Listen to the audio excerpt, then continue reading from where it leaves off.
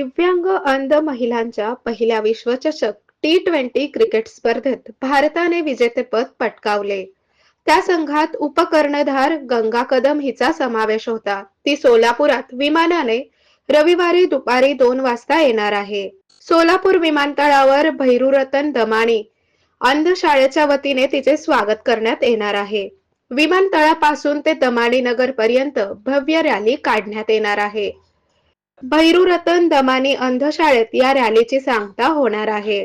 तरी सोलापुरातील क्रीडाप्रेमींनी उपस्थित राहून तिला प्रोत्साहन द्यावे असे आवाहन तिचे प्रशिक्षक राज शेळके यांनी केले आहे.